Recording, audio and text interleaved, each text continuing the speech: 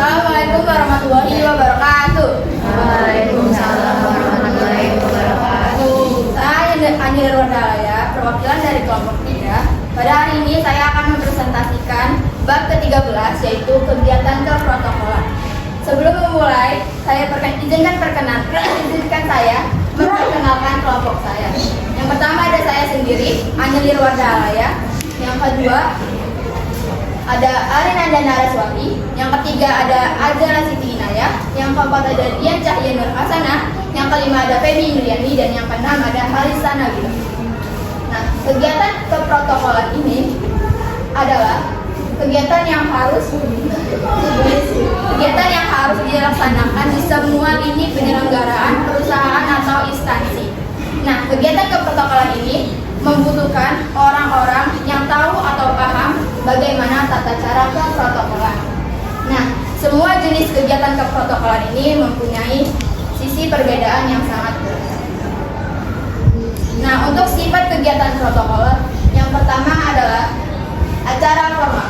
Acara formal adalah acara yang susunannya harus diikuti oleh setiap orang yang datang, dan susunan acaranya adalah susunan acara yang baku.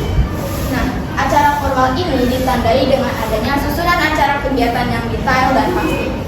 Dari mulai waktu, acara, tugas, pokoknya semuanya tersusun dengan rapi dan dengan tepat.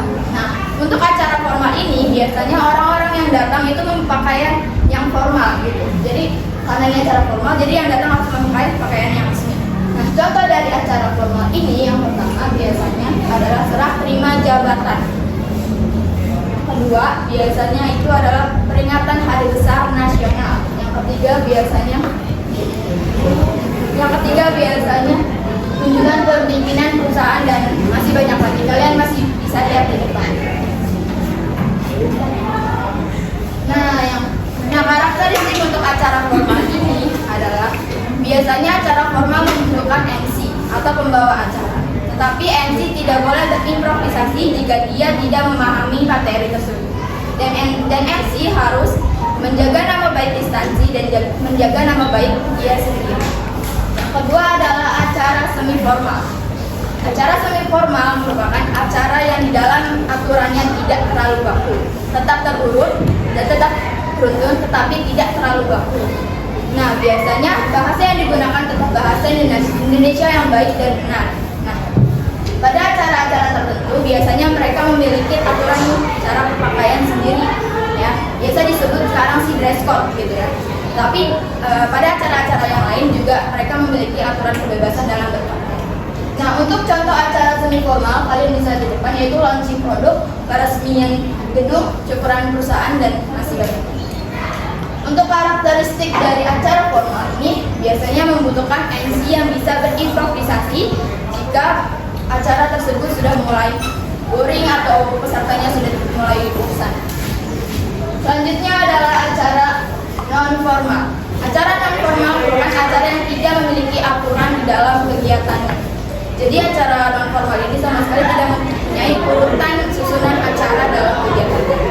Nah, biasanya pakaian yang dipakai itu pakaian bebas. Jadi setelah kita memakai apa biasanya. Nah, untuk bahasanya juga bahasa kita sehari-hari, bahasa yang tidak baku, bahasa yang biasa kita pakai. Nah, untuk contoh acara formal ini kalian bisa lihat di depan, yaitu ulang tahun perusahaan, pameran produk, dan pentas seni, dan masih banyak lagi. Dan untuk acara non formal ini biasanya mereka tidak memiliki MC biasanya. Tapi untuk mencegah terjadinya kesalahan, lebih baik kita menggunakan MC atau pembawa acara supaya acara tersebut lebih meriah. Selanjutnya adalah acara kombinasi. Nah, acara kombinasi merupakan dua acara yang disatukan dalam satu kegiatan. Nah, biasanya acara kombinasi ini diadakan lebih dari satu hari. Nah, biasanya kayak acara semi formal atau non formal, atau non formal terus semi formal, atau formal terus semi formal, biasanya kayak gitu. Nah, untuk karakteristik acara kombinasi membutuhkan MC yang serba bisa, ya, karena dia MC ini membawa dua acara sekaligus. Nah, untuk selanjutnya adalah aktivitas protokoler. Aktivitas protokoler merupakan serangkaian kegiatan di dalam acara resmi yang terdiri atas tata tempat, tata penghormatan, dan tata upacara yang dimaksudkan untuk menghormati tamu sesuai dengan kedudukan. Selanjutnya, nah, aktivitas protokol ini mempunyai yang pertama adalah rapat. Nah, rapat ini merupakan sebuah forum untuk mencapai mufakat yang diselenggarakan atau dilaksanakan dalam musyawarah kelompok. Rapat ini biasa dihadiri oleh anggota instansi atau perusahaan yang terlibat dalam masalah tersebut. Mengapa sih kita butuh rapat? Nah, kita membutuhkan rapat karena yang pertama, kita harus mengumpulkan ide atau gagasan dari setiap individu yang terlibat dalam masalah tersebut. Yang kedua adalah untuk mencapai suatu mufakat atau tujuan atau permasalahan dari permasalahan tersebut. Selanjutnya adalah workshop, seminar, dan pembekalan karyawan. Nah, biasanya tujuan dari acara ini adalah untuk mengetahui wawasan dan pengetahuan di bidang pekerjaan masing-masing. Dan biasanya acara ini diselenggarakan secara formal. Selanjutnya ada pelantikan dan serah terima jabatan. Pelantikan dan serah terima jabatan biasanya dilakukan secara formal. Dan biasanya pelantikan dan serah terima jabatan ini dilakukan oleh pejabat yang lebih tinggi, misalnya kayak kepala divisi produksi, kepala divisi pemasaran, dan kepala divisi lainnya. Selanjutnya ada peresmian proyek. Peresmian proyek biasanya dihadiri oleh pejabat pemerintah atau petinggi perusahaan. Nah, di dalam bidang infrastruktur biasanya disebut groundbreaking atau peletakan batu pertama. Nah, istilah ini menandai telah dimulainya sebuah proyek baru. Nah, yang selanjutnya adalah launching produk merupakan acara yang memperkenalkan sebuah produk baru kepada konsumen, dan biasanya launching produk ini diadakan secara formal, semi formal maupun non formal. Dan yang terakhir yaitu ada penandatanganan kerjasama atau Memorandum of Understanding atau MOU. Biasanya penandatanganan kerjasama ini merupakan dokumen yang menyetujui atas kerjasama perusahaan dari beberapa pihak sebelum perjanjian kerjasama dipersiapkan. Nah, penandatanganan kerjasama ini dibagi menjadi dua bagian, yaitu memorandum dan understanding.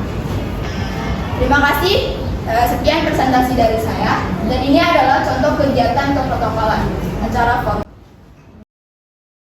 Mohon maaf karena video yang tidak bisa diputar, jadi secara kurangnya. Nah, untuk teman-teman, jika misalkan ada pertanyaan bisa ditanyakan mulai dari kelompok 1. Nama saya Aisyah Ducaini. Saya ingin bertanya untuk kelompok 1. Apakah workshop dan seminar dapat dilakukan dalam acara non formal? Mana dari kelompok 1 ingin bertanya, bagaimana cara menyusun ketentuan dalam acara semi formal? Saya Inti dari kelompok 2 yang bertanya mengapa moderator evaluasi sangat penting dalam suatu acara. Saya adalah Sakitri dari kelompok 2 yang bertanya mengapa dibutuhkan protokol dalam saat rapat. Maka saya Arif Bima dari kelompok 4. Saya ingin bertanya, meski tidak terlalu kaku acara semi formal dan non formal, mengapa tetap membutuhkan protokol? Terima kasih. Saya Nisa Furqan dari kelompok 4 ingin bertanya, mengapa suatu perusahaan melakukan acara peresmian proyek? Saya Amanda Novita Salma, perwakilan dari kelompok 5 ingin bertanya, mengapa launching produk dilakukan secara non formal? Ini saya dari kelompok 5 ingin bertanya,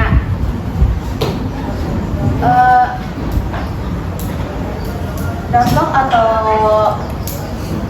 ajudan kalau misalkan MC nggak bisa nyusun acara itu atau pelaksanaan acara itu dengan baik, gimana?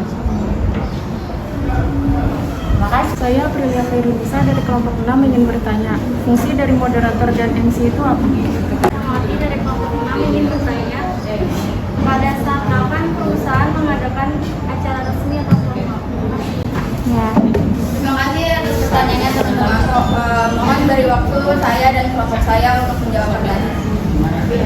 Nah, yang menjawab pertanyaan dari teman-teman tadi adalah kelompok perwakilan dari kelompok saya, yaitu adalah Siti Inaya sama Dian Cahya Nur Hasan. Assalamualaikum warahmatullahi wabarakatuh. Waalaikumsalam warahmatullahi wabarakatuh. Perkenalkan, nama saya Azana Siti Inaya. Saya dari kelompok 3 akan menjawab pertanyaan dari kelompok 1 yang ditanyakan oleh Aisyah.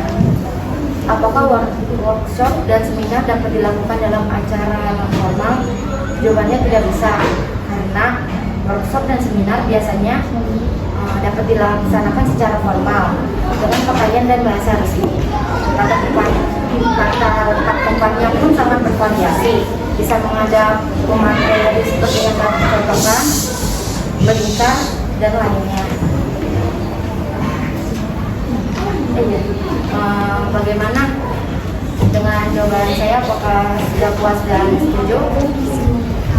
Ya, saya puas dengan pendapat dari kelompok itu. Terima kasih. Terima kasih. Kenalkan, nama saya Jajan Sana dari kelompok 3 yang menjawab pertanyaan 2 dari Panda kelompok 1. Bagaimana cara menyusun ketentuan dalam acara semi formal? Jawabannya, acara semi formal sebaiknya memiliki langsung lembaga untuk acara-acara tersebut memiliki cara yang tidak terlalu baku, tapi tetap harus disajikan secara aktif dengan ketentuan yang telah dirancang merancang edisi sesuai dengan kebutuhan. Dalam acara ini, MC diperbolehkan dan berimprovisasi, tetapi harus yang relevan dengan sajian acara. Untuk Anda, apakah pertanyaannya terjawab? Ya, masih.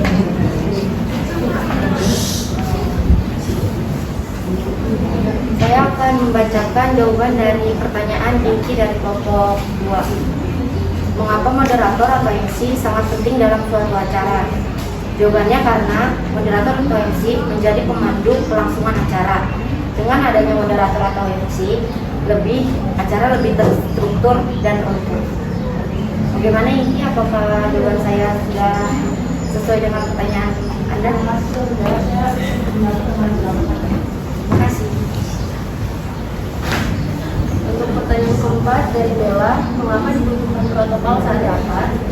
Protokol rapat merupakan ketentuan yang harus ada dan dipatuhi oleh semua pihak agar dapat berjalan lancar. Dan protokol yang rutin dan jelas dapat berjalan lancar sehingga potensi permasalahan dapat dihindari. Bella, pertanyaannya apa sudah terjawab? Saya setuju dengan pertanyaan.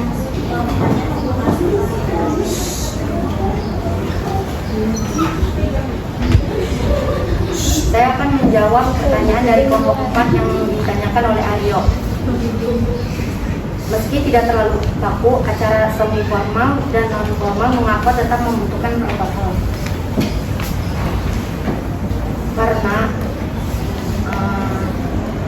acara semi formal dan non formal tetap menggunakan protokol supaya acara dapat berjalan sesuai yang tersusun dan tujuan yang dicapai dapat terlaksana. Bagaimana Rio? Apakah sudah puas? Terima kasih jawaban. Terima kasih. Pertanyaan selanjutnya dari Adi Satu. Mengapa suatu perusahaan melakukan acara Thanksgiving proyek? Jawabannya, tujuannya sebagai bentuk syukur atas pencapaian yang harus segera dilaksanakan atau dikerjakan di hari yang akan datang. Satu, apakah sudah dijawab? Terima kasih, ya. Saya setuju dengan pendapat Anda. Saya akan menjawab pertanyaan dari Amanda dari kelompok 5. Mengapa launching produk dilakukan secara non-formal? Dibuat non-formal karena supaya acara berjalan santai dan menarik, sehingga calon konsumen menikmati acara launching produk tersebut. Gimana Amanda? Apakah sudah sesuai dengan pertanyaan? Terima kasih, Anda. Terima kasih.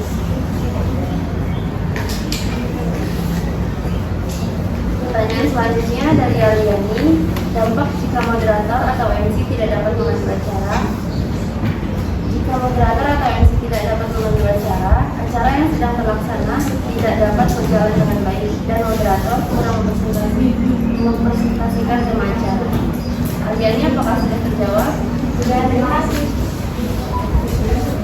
Saya akan menjawab pertanyaan dari kelompok 6 yang ditanya oleh Desi. Fungsi dari moderator MC itu apa?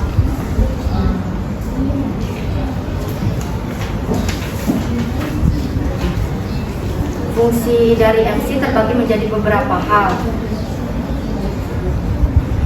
Di antaranya dalam menyusun acara, memeriksa persiapan, membawakan acara, mengendalikan waktu, dan memuaskan hadirin. Bagaimana Desi? Sudah sesuai dengan pertanyaan Anda? Terima kasih. Pertanyaan terakhir dari Atridia. Pada saat kapan perusahaan mengadakan acara resmi atau formal? Perusahaan mengadakan acara resmi atau formal pada saat pelantikan pemegang saham, pelantikan direktur, menyambut kunjungan pimpinan perusahaan, dan lain-lain. Sepertinya pertanyaan sudah terjawab. Terima kasih. Sekian dari kelompok kami. Apabila ada kurangnya, tolong dimaafkan. Assalamualaikum warahmatullahi wabarakatuh.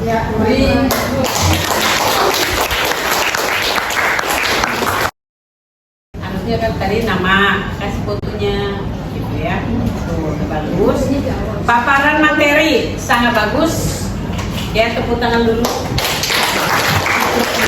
Biasa, walaupun sesekali dilihat teksnya bagus dan jelas. Ya, yang lain supaya lebih baik lagi nanti ya. Semuanya bagus, dari kelompok 1 dan 2 ada, tapi lebih bagus lagi. Kan? Semuanya juga bagus. Cara bertanya aja. Oh iya, pertanyaannya. Tapi ini tadi waktu pemaparan ada juga ininya.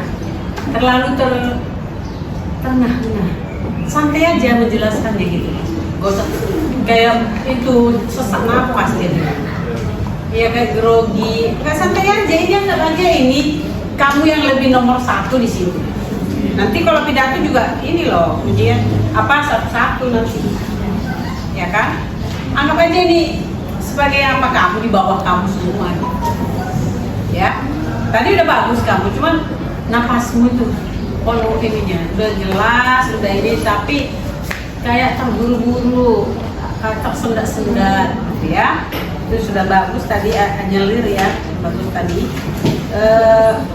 Cara menyampaikan materi juga sudah tadi, menyampaikan materi sudah, terus bertanya bagus semua, dan aktif ya, aktif, dan ini cuma menjawabnya sudah bagus tapi kurang maksimal gitu ya.